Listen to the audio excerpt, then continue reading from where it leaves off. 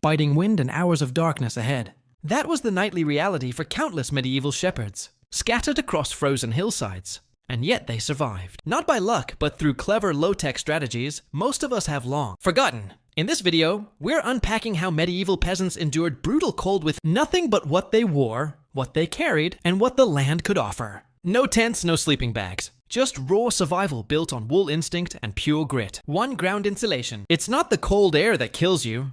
It's the cold ground. Any medieval shepherd who spent a night in the open knew this instinctively. Sleeping directly on the earth sucked heat from the body like a sponge. Even the warmest cloak became useless without insulation underneath. To survive, shepherds created natural barriers between themselves and the soil. They piled up hay, dry leaves, bracken, or even unwashed wool clippings into thick layers before lying down. Sometimes, they shaped the material into a shallow nest, wrapping their cloaks around the edges to trap more warmth. This wasn't about comfort.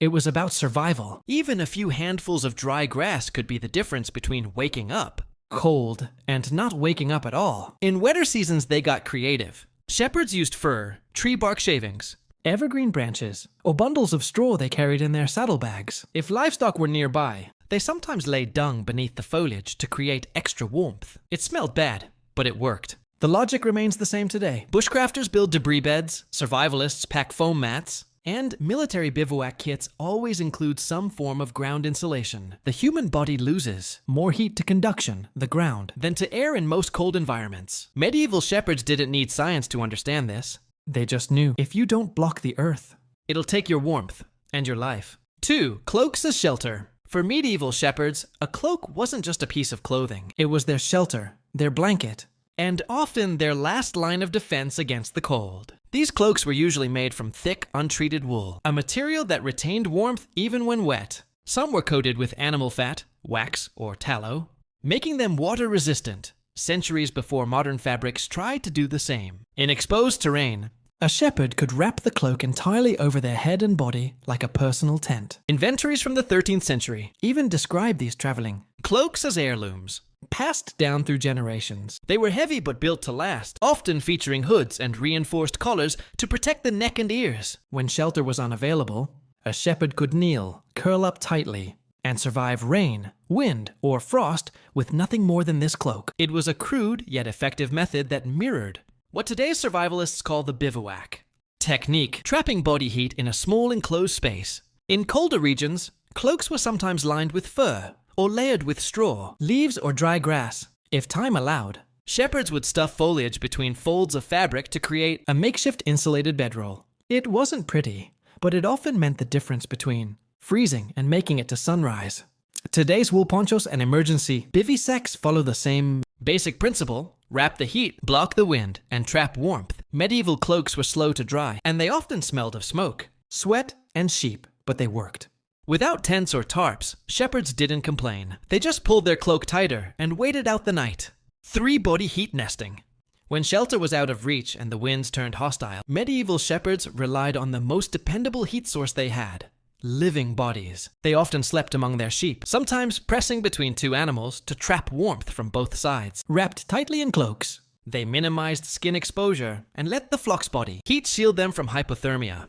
While the ground was still cold, the animals acted like natural radiators. Historical records from Eastern Europe and Alpine regions describe shepherds using lambs or dogs as core warmers. These small animals were wrapped and tucked against the chest or stomach, helping to keep vital organs warm throughout the night. Some shepherds even tied wool cords around themselves and the animals to keep them in place during sleep. This wasn't about comfort. It was survival. Interestingly, this method wasn't exclusive to herders. Medieval armies also practiced shared sleeping on long cold campaigns. Soldiers curled together beneath cloaks, rotating positions through the night to conserve body heat. Some winter camps even had written orders requiring soldiers, especially low-ranking infantry, to sleep in pairs. Today, modern survivalists refer to this method as co-sheltering, shared sleeping, or double bagging. It remains a core tactic taught in military, cold weather schools, and polar expedition training. The principle hasn't changed.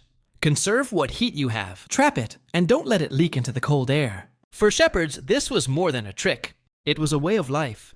They knew when to huddle with a sheep, a dog, or a fellow herder. Sleeping alone wasn't bravery.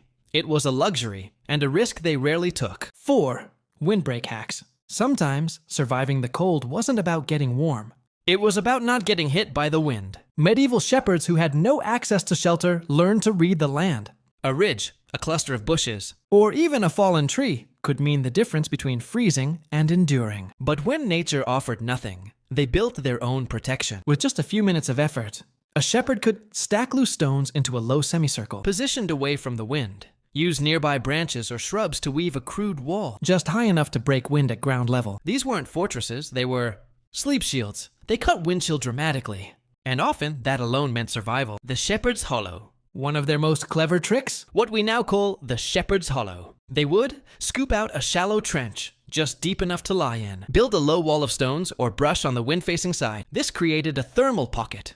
The earth insulated them from below. The wall blocked wind from above. Add a cloak, a few branches, maybe some hay, and you had a primitive but highly effective bed. Why it worked? No tools needed, just bare hands and a bit of time. It could be built in under 10 minutes. Didn't require fire, canvas, or fancy gear. This method still appears in military field guides and Arctic survival manuals. Medieval shepherds didn't use blueprints. They used instinct, experience, and raw terrain. They dug low, stayed compact, and survived the night. 5. Embers and carried fire.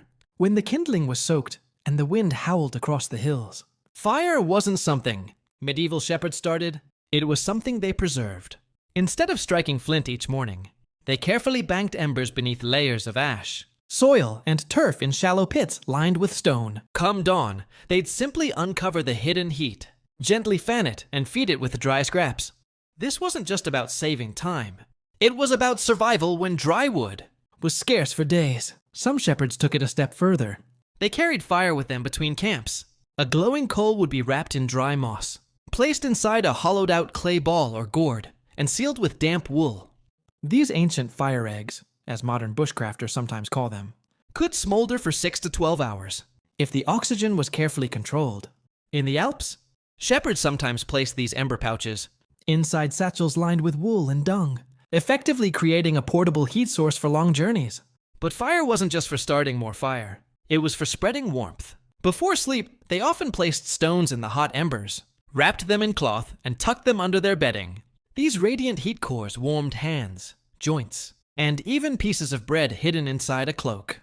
The method was quiet, smokeless, and safe, making it ideal for sleeping under trees or inside a windbreak. Modern survivalists still use similar tricks: hot rocks, charcoal bricks, or specialized fireboxes. But the shepherds did it all without metal, fuel, or tools. Just earth, instinct, and practice.